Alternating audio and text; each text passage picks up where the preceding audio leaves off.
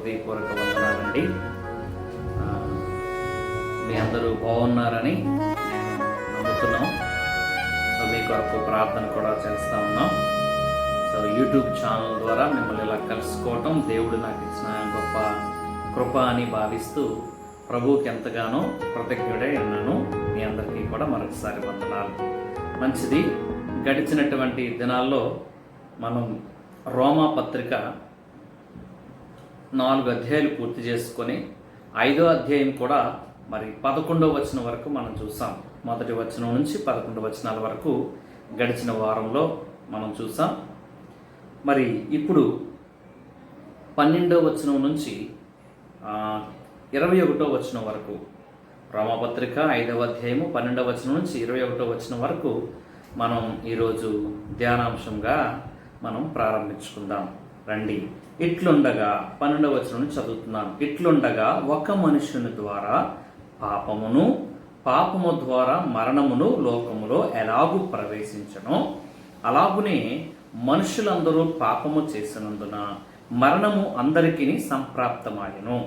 ఎలాగనగా ధర్మశాస్త్రం వచ్చినది గనుక పాపము లోకములో ఉండెను గాని ధర్మశాస్త్రము లేనప్పుడు పాపము ఆరోపించబడదు. అయినను ఆదాము చేసిన అతిక్రమమును పోలి పాపము చేయని వారి మీద కూడా ఆదాము మొదలుకొని మోషే వరకు మరణమేలును. ఆదాము రాబోవానికి గుర్తయ్యుండెను. దేవుడు ఈ లేఖనాన్ని దీవించి ఆశీర్వదించును గాక. తండ్రి, మీరే మాతో మాట్లాడండి, మమ్మల్ని దర్శించండి. ఇదిగో ప్రభా, ఈ మాటలు మాకు ప్రయోజనకరమైనటువంటి విషయాలు మాకు చెప్పి మమ్మల్ని ప్రభా నీ తట్టు తిప్పి నీలో బలపరచమని, ఈ మాటలు వింటున్నటువంటి నీ ప్రియబిడ్డలందరూ కూడా దీవించబడి ఆశీర్వదించబడి ఆత్మలో వర్ధిల్లినట్లు సహాయం చేయమని కోరుకుంటూ మా ప్రియుడు రక్షకుడైన యేసుక్రీస్తు యొక్క శ్రేష్టమైన నామంలో అడిగి వేడుచున్నాం మా తండ్రి, ఆమేన్. మంచిది. ఇంతవరకు మనం చూసినటువంటి విషయాల్లో చూస్తే 2వ అధ్యాయము 3వ అధ్యాయంలో చూస్తే అందరూ పాపులే, నీతిమంతుడు లేడు, ఒక్కడ కూడా లేడు, అందరూ పాపము చేసి దేవుడు అనుగ్రహించినటువంటి మహిమను పొందలేకపోతున్నారు అనే మాటలు మనము 2-3 అధ్యాయాల్లో చూసాం. అలాగే 4వ అధ్యాయానికి వచ్చేసరికి అబ్రహాము ఏ విధంగా నీతిమంతుడయ్యాడో చూసాం. తర్వాత 5వ అధ్యాయము 1వ వచనం నుంచి మనకి 11వ వచనం వరకు ఒకవేళ మనం చూస్తే అక్కడ యేసుక్రీస్తు ద్వారా మనము నీతిమంతులుగా తీర్చబడతాము. కానీ మనంతలో మనము మన క్రియలను బట్టి కానీ మనకున్నటువంటి ధర్మశాస్త్రాన్ని బట్టి కానీ దేన్ని బట్టి మనం నీతిమంతుడు కాలేము. కేవలం యేసుక్రీస్తు అందు విశ్వాసం ఉంచడం ద్వారా మనం నీతిమంతులుగా తీర్చబడతాము అని చెప్తూ మనమేమో బలహీనులము, మనమేమో భక్తిహీనులము, మనమేమో దేవునికి శత్రులమై ఉన్నాం, పాపులమై ఉన్నాం. పాపులమైనటువంటి మనల్ని యేసుక్రీస్తు వారు నీతిమంతులుగా చేస్తున్నారు, అది ఉచితంగానే జరుగుతుంది అని మాటలు మనం చూసాం. అయితే ఈ రోమపత్రిక ఇంతవరకు మనం చూసినటువంటి విషయాలు చూస్తే 2 ప్రశ్నలు మనలో ఉత్పన్నం అవుతాయి కూడా. ఏంటి ఆ 2 ప్రశ్నలు అంటే, అసలు మనం ఎలా పాపులమయ్యాం, మనం ఎందుకు పాపులమయ్యాం అనేది ఒక ప్రశ్న అయితే, మనం యేసుక్రీస్తు ద్వారా ఎలా నీతిమంతులం అయిపోతాం, ఎలా ఇన్ని చేస్తే అవ్వలేనిది, మనం ఏం చేసినా నీతిమంతులుగా అవ్వలేనిది మనం యేసుక్రీస్తు ద్వారా ఎలా నీతిమంతులం అయిపోతాం, విశ్వాసం ఉంచినంత మాత్రాన మనం నీతిమంతులం అయిపోతామా అనే ప్రశ్నలు మనలో ఉత్పన్నమవుతాయి. సో దానికి సమాధానంగా పౌలు 12వ వచనం నుంచి మరి 21వ వచనం వరకు కూడా చెప్తా ఉన్నాడు. సో ఎలా మనము పాపులమయ్యామో చెప్తున్నాడు, ఎలా మనం నీతిమంతులు అవుతామో కూడా చెప్తున్నాడు. సో ఎవరి ద్వారా మనం పాపులమయ్యామో, ఎవరి ద్వారా మనం నీతిమంతులు అవుతామో కూడా ఈ అధ్యాయంలో ఈ 12వ వచనం నుంచి 21వ వచనం వరకు చెప్పాడు. ఏంటి అంటే చూడండి, మొదటి 12వ వచనం చదువుతున్నాను నేను. 5వ అధ్యాయం 12వ వచనం. ఇట్లుండగా ఒక మనుషుని ద్వారా పాపము ద్వారా మరణమును లోకములో ఎలాగూ ప్రవేశించను అలాగునే మనుషులందరూ పాపము చేసినందున మరణం అందరికీ సంప్రాప్తమాయెను. సో మరణం అందరికీ సంప్రాప్తమైంది. ఎలా మరణం సంప్రాప్తమైంది అంటే, ఒక్క మనుషుని ద్వారా వచ్చింది అని చెప్తున్నాడు. ఎవరో ఆ ఒక్క మనుషుడు అనేది పక్కన పెడదాము అందాక ఒక్క నిమిషము. ఒక్క మనుషుని ద్వారా పాపమును, సో పాపం ద్వారా మరణము, ఆ మరణము ద్వారా ఆ మరణము అందరికీ సంప్రాప్తమైంది అని చెప్తున్నాడు. సో ఇది మీకు అర్థం అవడానికి ఒక ఎగ్జాంపుల్ చెప్పాలనుకుంటున్నాను. ఏంటా ఎగ్జాంపుల్ అంటే, ఇప్పుడు మనం కరోనా అనేటటువంటి భయంకరమైనటువంటి తెగులు ప్రపంచమంతా వ్యాప్తి చెంది ఉంది. ఆ భయంతో బ్రతుకుతూ ఉన్నాం మనందరం కూడా. అయితే ఇప్పటికే మన దేశంలో 2 లక్షల వరకు కరోనా కేసులు ఉన్నాయని మనం ఎరుగుదము. సో ప్రతి ప్రాంతములో, ప్రతి ప్రాంతానికి కూడా అది వ్యాప్తి చెందింది కరోనా. ప్రపంచంలో ఇప్పటికే అన్ని దేశాల్లో కూడా ఈ కరోనా ప్రభావం అన్ని దేశాలపైన ఉంది. అసలు ఇది ఎప్పుడు ప్రారంభమైంది, ఎక్కడ ప్రారంభమైంది అసలు అని ఒకవేళ ఒక ప్రశ్న మన ముందు నిలబడితే, అసలు ఎప్పుడు ప్రారంభమైంది అని చూస్తే ఈ కరోనా ప్రారంభమయ్యి నేటికి రమారమి 6 నెలలు కావస్తూ ఉంది. 6 నెలల్లో ప్రపంచమంతా వ్యాప్తి చెందింది. అయితే అసలు ఎక్కడ ప్రారంభమైంది అని చూస్తే చైనా దేశంలో ప్రారంభమైంది. ఎవరికి ప్రారంభమైంది, ఎంతమందికి వచ్చింది అంటే, మొట్టమొదట వచ్చింది ఒక ఆయనకే వచ్చింది. ఒక ఆయనతో ప్రారంభమైన ఈ కరోనా తెగులు వ్యాధి ఈరోజు ప్రపంచమంతా వ్యాప్తి చెందింది. ఎవరో ఒక ఆయన ఏం చేశాడో మనకు తెలియదు. అది ఒకవేళ అది ల్యాబ్లో నుంచి లీక్ అయిందో తెలియదు, లేకపోతే ఏ యొక్క జంతువుల నుంచో దేని ద్వారా వచ్చిందో తెలియదు, లేకపోతే అది ఒక వ్యక్తిలో ఉత్పన్నమైందో మనకు తెలియదు. కానీ ఒక వ్యక్తికి ప్రారంభమైనటువంటి ఈ వ్యాధి, ఈ తెగులు ఈరోజు ప్రపంచమంతా కూడా వ్యాప్తి చెందింది.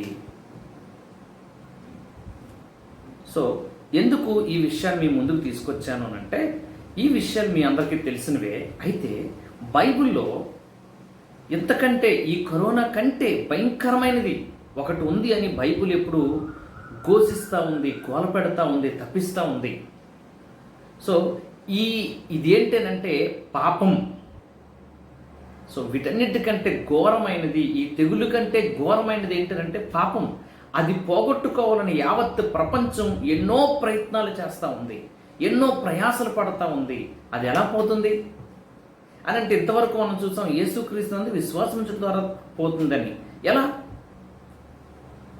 అసలు ఎలా వచ్చింది అని అంటే, ఇక్కడ రాయబడి ఉంది, ఇట్లుండగా ఒక మనుషుని ద్వారా, అంటే ఒక మనిషి ద్వారా పాపము ప్రారంభమైంది. మొట్టమొదటి మనిషి ఎవరు? ఆ మనిషి, ఆ ఒక్క మనుషుడు అని మనం చూస్తే 14వ వచనంలో రాశాడు, ఆదాము చేసిన అతిక్రమమును పోలి. సో ఆదాము ఒక్క మనుషుడు. ఎవరు ఆ ఒక్క మనుషుడు అంటే ఆదాము అనేటటువంటి ఒక వ్యక్తి ద్వారా లోకములోనికి పాపం ప్రవేశించింది. ఆ పాపం ద్వారా మరణం అనేది ప్రవేశించింది. ఆ మరణము అందరికీ సంప్రాప్తమైపోయింది. అంటే ఒకే ఒక వ్యక్తి ద్వారా కరోనా వచ్చినట్లు ఈరోజు ప్రపంచమంతటి మీదకి, అంటే ప్రపంచంలో ఉన్న మానవ జాతి అంతా పాపులే, నీతిమంతుడు లేడు, ఒక్కడు కూడా లేడు, అందరూ పాపము చేసి ఉన్నారు అనే మాట మనం చూసాం. అయితే ఎలా అందరూ పాపులైపోయారు, ఎలా అందరూ కూడా మరి దుర్నీతిమంతులైపోయారు, అవిధేయులైపోయారు అనే మాటలు మనం ముందు చూసాం కదా. ఎలా అయిపోయారు వీళ్ళందరూ పాపులు అని అంటే, ఒక మనిషి ద్వారా అందరూ పాపులయ్యారు. ఆ ఒక్క మనిషి ఎవరు అనంటే ఆదాము. అంటే ఆదాము చేసినటువంటి పాపాన్ని బట్టి ఆ ఆదాము ఏదేమో వనములో మొట్టమొదట దేవుడు అతగాడికి చెప్పిన మాట ఏంటంటే, ఈ తోట చెట్లలో అన్ని ఫలములు నువ్వు తినొచ్చు, కానీ అక్కడ ఉన్నటువంటి ఆ చెట్టు ఫలము నువ్వు తినకూడదు అని చెప్పాడు. ఆదికాండం మనం 2వ అధ్యాయంలో మనం చూస్తాం. తినమును నిశ్చయముగా నీవు చచ్చెదవు అని దేవుడు అతని గాడితో చెప్పాడు. కానీ ఆదాము ఆ పండు తిని, అంటే అవ్వ ఆ పండు తిని ఆదాముకి ఇచ్చింది. వారిద్దరూ ఆ పండు తిని వారేం తీసుకొచ్చారు లోకం మీదకేనంటే పాపాన్ని తీసుకొచ్చారు. ఆదాము పాపం చేసినప్పుడు మనందరం ఎక్కడున్నాము అని అంటే ఆదాము గర్భములో ఉన్నాము. బైబిల్ దానికి మంచి ఆధారం ఉంది. హెబ్రీ పత్రిక 7వ అధ్యాయంలో ఆ విషయం చెప్పాడు. సో మనందరమీ ఆదాము గర్భములో ఉన్నాం అంటే ఆదాము ద్వారా మనం పుట్టాం కాబట్టి, ఆదాము కడుపులో నుంచి మనం వచ్చాం కాబట్టి, ఆదాము పాపి కాబట్టి, ఆదాము కడుపులో నుంచి పుట్టిన మనందరం కూడా ఎవరు అనంటే పాపులమే. ఆదాములో ప్రారంభమైనటువంటి ఆ పాపము ఈరోజు మనలో పనిచేస్తాం. మనం ఎందుకు పాపాన్ని చేస్తూ ఉన్నాము అనంటే మంచి చేయలేకపోతా ఉన్నాం, మంచి చెయ్యాలనుకుంటాం, మంచిగా బ్రతకాలనుకుంటాం, మంచి జీవితం జీవించాలనుకుంటాం, కానీ మనం జీవించలేము. కారణం ఏంటి అంటే మనలో పాప స్వభావం ఉంది. మన నేచర్, మన స్వభావం ఏంటంటే పాప స్వభావం. కాబట్టి ఆ పాపం చేస్తూ ఉంటాం. మనం పాపులం కాబట్టే మనం పాపం చేస్తున్నాం, కానీ పాపం చేశాం కనుక పాపులం కాదు. ఎందుకు మనం పాపం చేస్తుంటే మన పాప స్వభావం కలిగిన వ్యక్తులు. ఎక్కడి నుంచి వచ్చింది ఈ స్వభావం అంటే మన పితరుడు, లేకపోతే మన తండ్రి, మనందరికీ మూల పురుషుడు, మనందరికీ ప్రధానమైనటువంటి వ్యక్తి, మూలము అయినటువంటి వ్యక్తి ఎవరంటే ఆదాము. ఆదాము గర్భములో నుంచే మనందరం వచ్చాం కాబట్టి మనందరం పాపులం అయ్యాము. మీకు అర్థం అవడానికి ఉదాహరణకి ఒక మంచి యాపిల్ చెట్టు ఉందనుకోండి. ఆ యాపిల్ ఏ విత్తనాన్ని వేస్తామో, ఏ టేస్ట్ కలిగిన విత్తనం మనం వేస్తామో అదే చెట్టు కాసి ఆ చెట్టుకున్న యాపిల్స్ అన్ని, ఫ్రూట్స్ అన్నీ ఎలా ఉంటాయంటే అదే టేస్ట్ వస్తాయి. ఒకవేళ ఒక వేపకాయ విత్తనం వేసామనుకోండి, వేపకాయ విత్తనం చెట్టు కాబట్టి ఆ చెట్టుకు కాసేటటువంటి ఆ పళ్ళన్నీ కూడా ఎలా ఉంటాయంటే చేదుగానే ఉంటాయి. ఇప్పుడు ఆదాము పాపి కాబట్టి ఆదాము గర్భములో నుంచి వచ్చిన మనందరం ఎవరిమేనంటే పాపులమే. ఎలా మనం పాపులం అయ్యాము అనంటే ఆదాము ద్వారా, ఒక మనిషి ద్వారా పాపమును, ఆ పాపము చేత వచ్చే జీతమే మరణం. నిశ్చయముగా నీవు మరణిస్తావు అని దేవుడు చెప్పాడు. కాబట్టి తీర్పు వచ్చింది అతని మీదకి. ఆ తీర్పు ఏంటనంటే పాపం ద్వారా వచ్చే శిక్ష మరణం. అంటే దేవునికి దూరం అయిపోవటం, దేవునికి మనిషికి ఎడబాటు ప్రారంభమైంది. ఈ ఎడబాటు ఎంతవరకు తీసుకెళ్తుంది అంటే నిత్యము నిన్ను ఈ భూమి మీద నువ్వు చనిపోయిన తర్వాత నువ్వు నిత్య నరకానికి వెళ్తావు. అది మరణం. ఆ మరణాన్ని తెచ్చుకున్నాడు మనిషి. ఆత్మీయ మరణాన్ని తెచ్చుకున్నాడు. దేవుడి నుంచి ఎడబాటు తెచ్చుకున్నాడు. నిత్య నరకాగ్నికి పాత్రుడయ్యాడు. ఆ మరణాన్ని ఆదాము గారు తెచ్చుకున్నారు. ఆ మరణమే మనందరికీ సంప్రాప్తమైంది.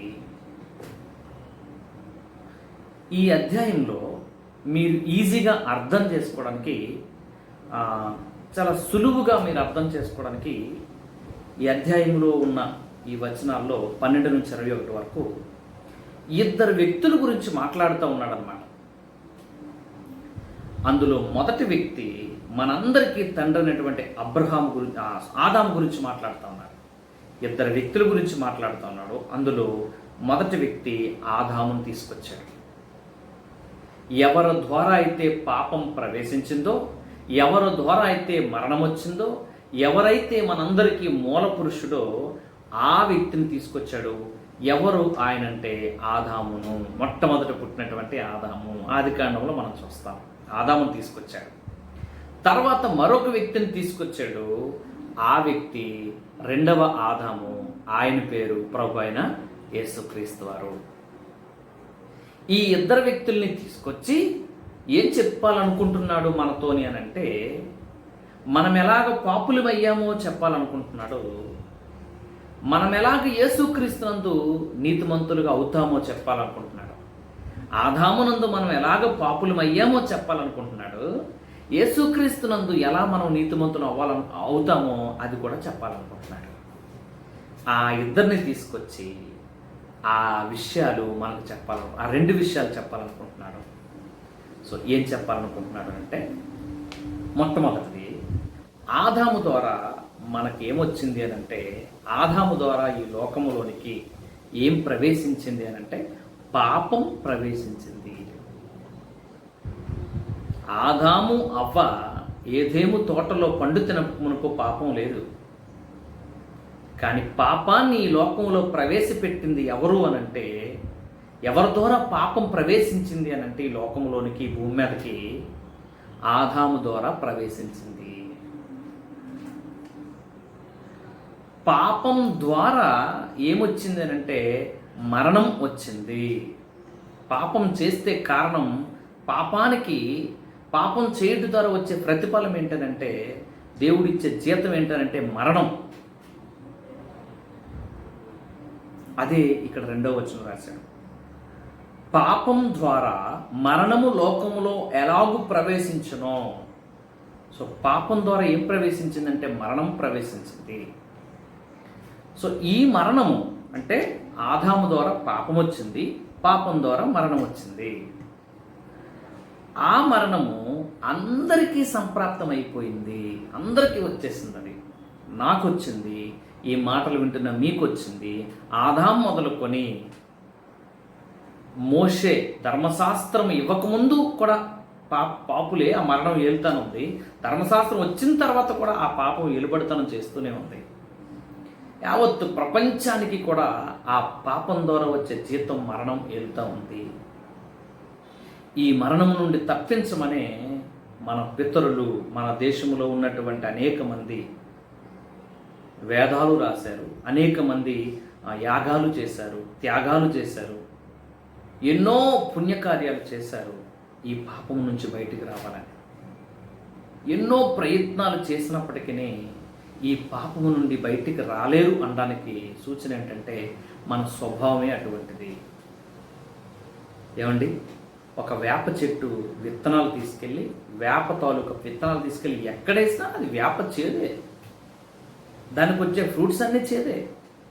ఏం చేసినా ఆ చేదు పోదు. ఎందుకు అనంటే వేప చెట్టు తాలూకా స్వభావమే అది. సో మనిషి ఎక్కడికి వెళ్ళా ఏం చేసినా తన స్వభావాన్ని మార్చుకోలేడు, అది జరిగే పని కాదు. సో ఇలాంటి పరిస్థితుల్లో చూడండి, మీకు జ్ఞాపకం ఉందో లేదో, ఆదాం ద్వారా ఏమొచ్చిందని చెప్పుకున్నాం? పాపం ద్వారా ఏమొచ్చింది? మరణం. ఆ మరణం ఏమైంది? అందరికీ సంప్రాప్తమైంది. అలాగే 2వ వ్యక్తిని కూడా తీసుకొచ్చాడు. 2వ వ్యక్తి ఎవరు అంటే యేసుక్రీస్తు అనే 2వ ఆదాము అని పెట్టాడు. క్రీస్తు అనుకుందాం, లేకపోతే 2వ ఆదాము అనుకుందాం. అంటే దేవుడి దగ్గర నుంచి మొదట వచ్చిన వాడు ఆదాము, మొదటి ఆదాము, మనందరికీ ఆయన తండ్రి. 2వ ఆదాము ఎవరు అని అంటే ప్రభు అయిన యేసుక్రీస్తు. 1 కొరింథీ పత్రిక 15వ అధ్యాయంలో చాలా స్పష్టంగా రాశారు 2వ ఆదాము అని చెప్పాడు. సో ఈ 2వ ఆదాము ఈ భూమి మీదకి ఆయన కూడా మనిషిగానే వచ్చాడు. కానీ మొదటి ఆదాములో నుంచి మనందరం పుట్టుకొని వచ్చాము. కానీ యేసుక్రీస్తు మాత్రము పరలోకములో నుంచి ఈ భూమి మీదకి మరియమ్మ గర్భములో పరిశుద్ధాత్మ ద్వారా ఆమె గర్భం ధరించింది, కానీ ఒక పురుషుని ద్వారా గర్భము ధరించలేదు. అంటే కంప్లీట్గా ఈ సృష్టికి వ్యతిరేకమైనటువంటి జన్మించాడు యేసుక్రీస్తు వారు. ఒక స్త్రీ ఒక పురుషుని యొక్క కలయికలో యావత్తు ప్రపంచం పుట్టుకొచ్చింది. అంటే నేను ఈ భూమి మీద రాకమునుపు 9 నెలలు నా తల్లి గర్భంలో ఉన్నాను. నా తల్లి గర్భములో 9 నెలలు ఉండకమునుపు నేను ఎక్కడున్నాను అనంటే నేను మా తండ్రి గర్భంలో ఉన్నాను. ఈ విషయాన్ని మీరు గ్రహించాలి. నేను ఈ భూమి మీదకి రాకమునుపు నా తల్లి గర్భములో ఉన్నాను 9 నెలలు. నా తల్లి గర్భంలో 9 నెలలు ఉండకమునుపు ఎక్కడున్నాను నేను ముందు అనంటే నేను నా తండ్రి గర్భంలో ఉన్నాను. మరి మా తండ్రి ఎక్కడున్నాడు? మా తండ్రి వాళ్ళ తండ్రి గర్భంలో ఉన్నాడు అని బైబిల్ చెప్తుంది, నేను కాదు. సో మనందరమే ఆదాములో నుంచే వచ్చాము. ఆదాము ఆ పండు తిన్నప్పుడు ఎక్కడున్నారు? యావత్తు ప్రపంచంలో ఉన్న జనాభా అంతా ఎక్కడున్నారు అంటే ఆదాము గర్భములో ఉన్నారు. అయితే యేసుక్రీస్తు ఈ భూమి మీదకి ఆయన ఎలా వచ్చాడు అంటే స్త్రీ పురుషుని యొక్క కలయిక ద్వారా రాలేదు. ఎలా వచ్చాడు అంటే ఆయన మరియమ్మ గర్భములో పరిశుద్ధాత్మ ద్వారా ఆమె గర్భము ధరించింది అన్నమాట మనము లూకా సువార్తలో చూస్తాము. మత్తయి సువార్తలో మనం చూస్తాము పరిశుద్ధాత్మ ద్వారా ఆమె గర్భం ధరించిందనమాట. అంటే యేసుక్రీస్తు పరిశుద్ధుడు అని. సో ఈయన ఈ భూమి మీదకి ఆయన ఎలా వచ్చాడనంటే, ఒక్క మాటలో చెప్పాలంటే యేసుక్రీస్తు పరిశుద్ధుడు, లేకపోతే నీతిమంతుడు. అంటే ఆదాము పాప అయితే యేసుక్రీస్తు ఎవరు? పరిశుద్ధుడు, నీతిమంతుడు. ఆదాము ద్వారా లోకములో పాపం ప్రవేశిస్తే యేసుక్రీస్తు ద్వారా ఏం ప్రవేశించింది?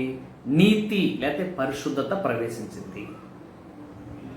ఆదాము చేసిన పాపం ద్వారా మరణం ప్రవేశిస్తే యేసుక్రీస్తు ద్వారా నీతి పరిశుద్ధత ద్వారా ఏం ప్రవేశించింది అని అంటే నిత్య జీవం ప్రవేశించింది, జీవం ప్రవేశించింది.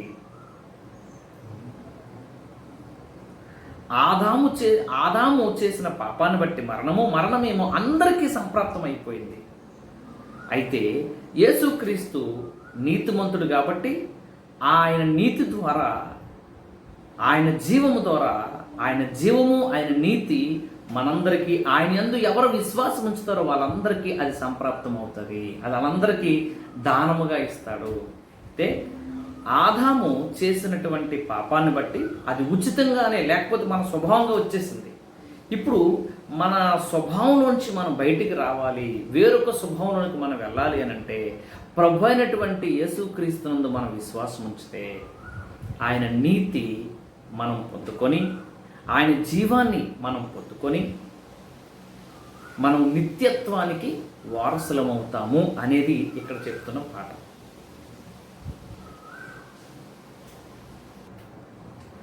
ఆదాము ద్వారా పాపం ప్రవేశించింది, పాపం ద్వారా మరణం వచ్చింది, ఆ మరణము అందరికీ సంప్రాప్తమైపోయింది. కానీ యేసుక్రీస్తు ద్వారా కూడా అలాగే నీతి ప్రవేశించింది లోకములో. ఆ నీతి ద్వారా, నీతిమంతుని యందు విశ్వాసం ఉంచడం ద్వారా జీవము కలుగుతుంది. ఆ జీవము ఎవరెవరు విశ్వాసం ఉంచుతారో వాళ్ళందరికీ సంప్రాప్తం అవుతా ఉంది. ఆ జీవం మనకు అనుగ్రహించబడింది ఎలా అంటే కేవలము కృపచేత అనుగ్రహించబడింది. అది దానముగా ఎంచబడింది, అది ఉచితముగా ఇచ్చాడు దేవుడు, అంతే. ఎవరెవరైతే ఆయన దగ్గరికి వెళ్ళి అడుగుతారో వాళ్ళందరికీ ఉచితంగానే ఇచ్చాడు. మన క్రియల వలన కాదు, మన మంచితనాన్ని బట్టి కాదు, మనం ఏదో గొప్పోలమని కాదు, కానీ కేవలము దేవుడు తన కృపా చేత ఆ కృపా వరాన్ని మనకిచ్చాడు. మనము ఎఫెసీ పత్రిక 2వ అధ్యాయం 8వ వచనంలో చూస్తే, ఇది మీ వల్ల కలిగినది కాదు, ఇది దేవుని యొక్క వరమే, ఇది దేవుని కృప వలన కలిగినది. సో అని చెప్పి ఎఫెసీ పత్రిక 2వ అధ్యాయం 8వ వచనం చదువుతున్నాను చూడండి. మీరు విశ్వాసము ద్వారా కృపచేతనే రక్షించబడి ఉన్నారు. అంటే విశ్వాసము ద్వారా కృపచేత రక్షించబడ్డారు. విశ్వాసముంచుట ద్వారా దేవుడు కృప చూపించుట వలన మనము రక్షించబడ్డాము.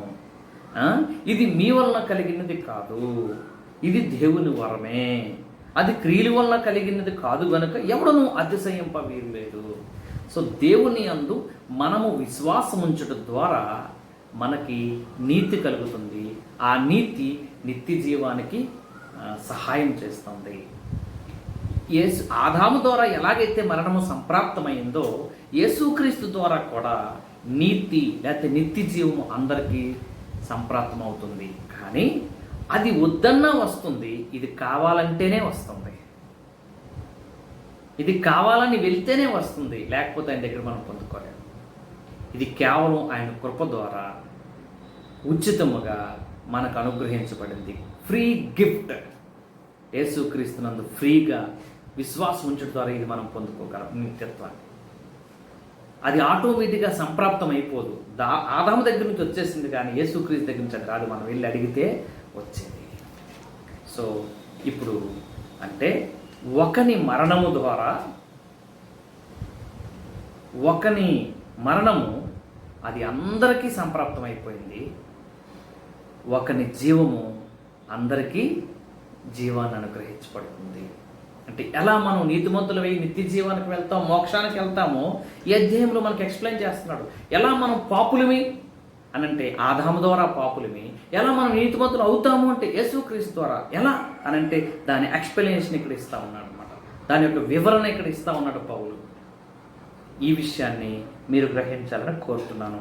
ఇంకా ఏంటంటే చూడండి, ఒక మరణం అంటే ఆదాము చేసిన పాపాన్ని బట్టి మరణం వచ్చింది. ఆ మరణం అందరికీ వచ్చింది.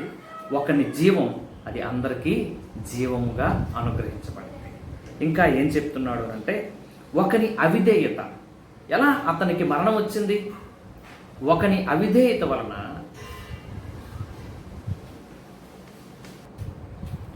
చూడండి, ఒకని అవిధేయత వలన లోకంలోనికి ఏమొచ్చిందో తెలుసా అండి?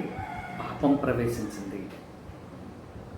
ఒకని విధేయత వలన లోకంలోనికి నీతి ప్రవేశించింది. చూడండి, ఆ మాట నేను చదువుతున్నాను. 19వ వచనం.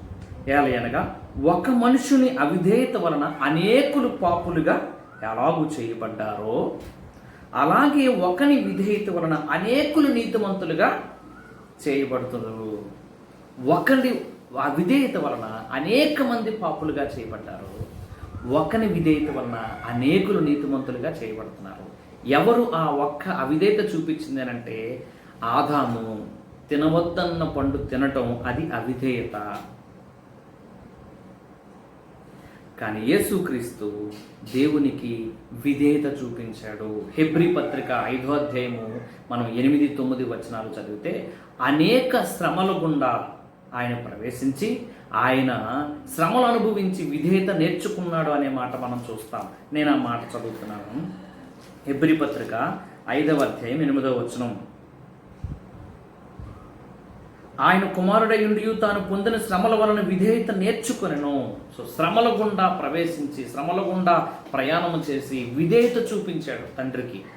విధేయత చూపించి మనందరికీ ఆ పరలోక నిత్యత్వాన్ని అనుగ్రహించాడు. ఒకని అవిధేయత వలన ఏమొచ్చింది చెప్పండి అని అంటే, పాపం ప్రవేశించింది. పాపం ద్వారా మరణం వచ్చింది. ఒకని విధేయత వలన ఏమొచ్చిందంటే, మనందరికీ నీతి కలుగుతుంది. నీతి ద్వారా నిత్య జీవాన్ని పొందుకుంటాం. ఎంత చక్కగా వివరించాడో చూడండి. మళ్ళా ఇంకొక మాట కూడా ఇక్కడ ఉంది. ఏంటనంటే 18వ వచనం చదువుతున్నాను. కాబట్టి తీర్పు ఒక్క అపరాధ మూలమున వచ్చి, ఒక్క అపరాధము చేసిన కారణము చేత మనుషులందరికీ శిక్షావిధి కలుగుటకు ఎలాగో కారణమవునో, ఒక్క అపరాధం, ఆదాము చేసిన అపరాధాన్ని బట్టి మనుషులందరికీ తీర్పు వచ్చింది. ఆదాము ఒక్కడికే కాదు మరణం, మనందరికీ వచ్చింది మరణం. అలాగే ఒక్క పుణ్యకార్యము వలన కృపాదానము మనుషులందరికీ జీవప్రదమైన నీతి విధించబడెను. ఒక్క అపరాధం వలన పాపం ప్రవేశించి అందరికీ మరణం వచ్చింది. ఒక్క పుణ్యకార్యం వలన నీతి, జీవప్రదమైనటువంటి నీతి మనందరికీ కూడా విధించబడుటకు కారణమాయను. అంటే యేసుక్రీస్తు ద్వారా మనకి నీతి కలుగుతుంది, నిత్య జీవం కలుగుతుంది. నిత్య జీవం అనంటే పరలోక భాగ్యాన్ని మనం పొందుకోబోతున్నాం. ఒకని అవిధేయత వలన అని 19వ వచనంలో చూస్తాం. ఒకని విధేయత వలన అని చూస్తాం. ఆ ఒక్కడే ఆదాము. ఆదాము అవిధేయత వలన మనందరి మీదకి పాపం వచ్చింది. ఆ పాపం ద్వారా వచ్చే శిక్షే మరణము. ఒకని అపరాధ మూలముగా, ఆదాము చేసిన అపరాధ మూలముగా మనందరికీ శిక్షావిధి కలిగింది. ఆ శిక్షే మరణం. దేవుని ఉగ్రత, దేవునికి శత్రులం అయిపోయాం. దేవుని ఉగ్రత మన మీదకి రాబోతా ఉంది. లేకపోతే చనిపోయిన తర్వాత ఆ నిత్యత్వపు నరకాన్ని మనం పొందుకుంటాం. నిత్య నరకాగ్ని గుండెలోనికి మనం వెళ్ళిపోతాం. అపరాధ మూలముగా, అవిధేయత మూలముగా, పాప కారణం చేత ఆ నిత్య నరకం, అదే మరణం. అయితే యేసుక్రీస్తు చూపించినటువంటి విధేయతను బట్టి ఒక పుణ్య కార్యక్రమం. ఏంటి ఆ పుణ్య కార్యక్రమం అంటే, సిలువ మరణము ఒక పుణ్య కార్యక్రమం. ఆ సిలువ మరణము, సిలువలో మన కొరకు రక్తము కార్చి ప్రాణం పెట్టుటం.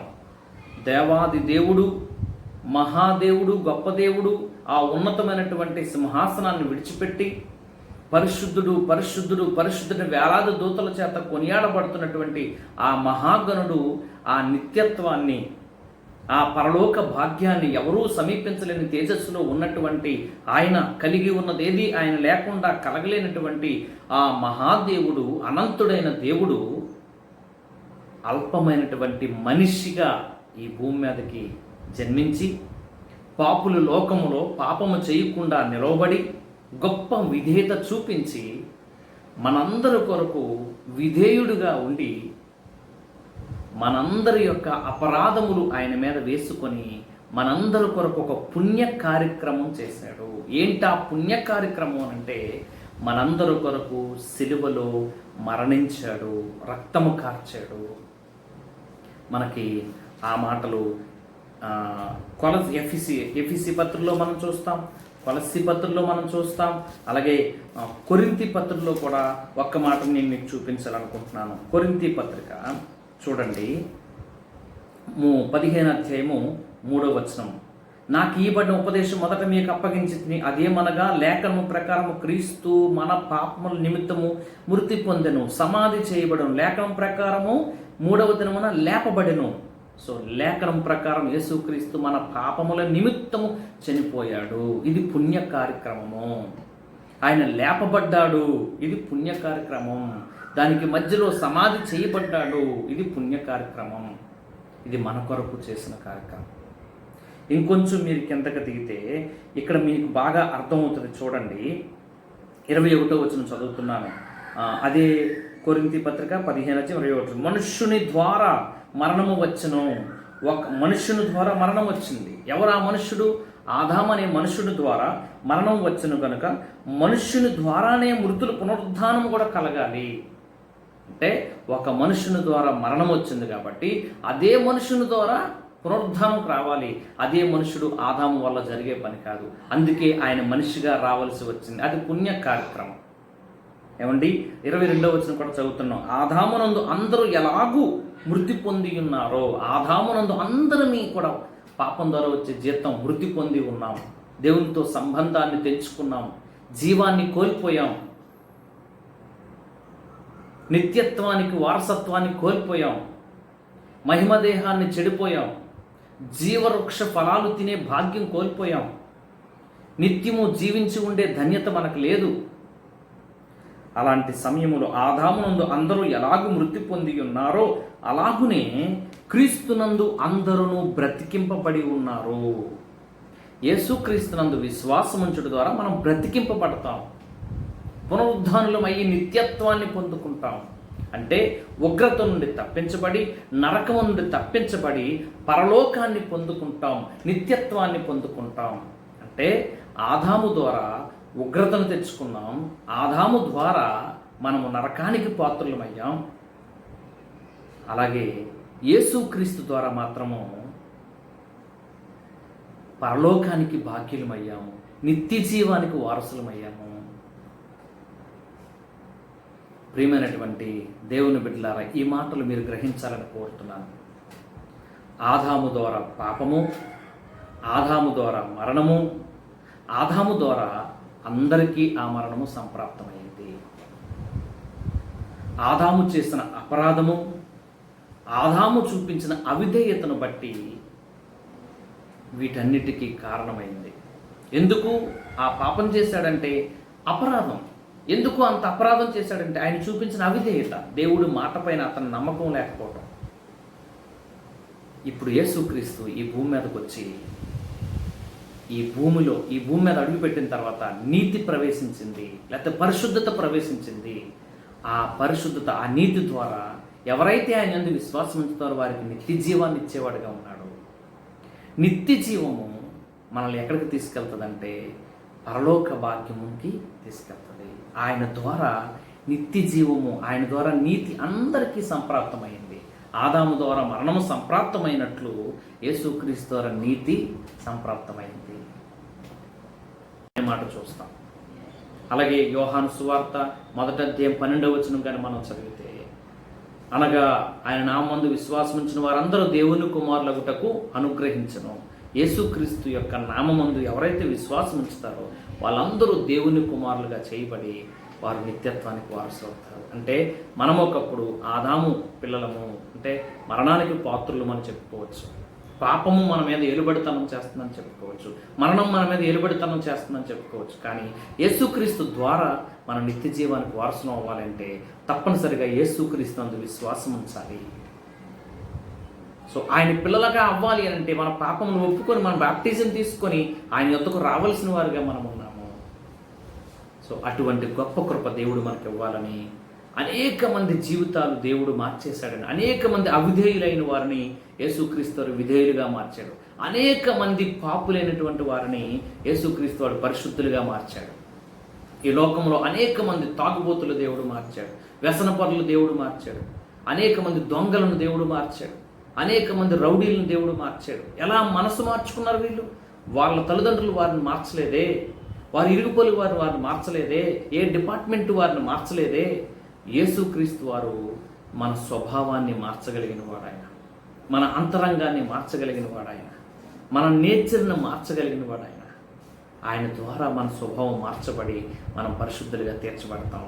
అటువంటి గొప్ప కృప నీవు పొందుకోవాలని కోరుకుంటూ నేను ఈ మాటలు ముగిస్తూ చిన్న ప్రార్థన. తండ్రి, ఈ మాటలు మా జీవితాల్లో నూరంతులుగా ఫలింపచేయమని, ఈ మాటలు విన్న ప్రతి బిడ్డను నీవు రక్షించుకొని నీ యొద్దకు నడిపించుకోమని కోరుకుంటూ, దేవా, నీ రక్షణ లేని వారు అనేక మంది ఉండగా నీ ద్వారానే నిత్యత్వని, నీ ద్వారా పరలోక భాగ్యమని ప్రభా ఎరిగిన వారై నీ యొద్దకు వచ్చినట్లు సహాయం చేయండి ప్రభా. ఎలా మేము పాపులమో, ఎలా మేము నీతిమంతులమో ఈ యొక్క ప్యాసేజ్లో మాకు వివరంగా చెప్పావు. నీకు వందనాలు, స్తుతులు, స్తోత్రాలు చెల్లించుకుంటూ ఈ చిన్న ప్రార్థన ఆలకించమని, నీ ప్రియ బిడ్డలకు ఆరోగ్యమును, ఆయుష్ను, ఆనందమును సమస్తము అనుగ్రహించమని యేసు నామములో అడుగుచున్నాము తండ్రి. ఆమేన్. దేవుడు మిమ్మల్ని దీవించును గాక.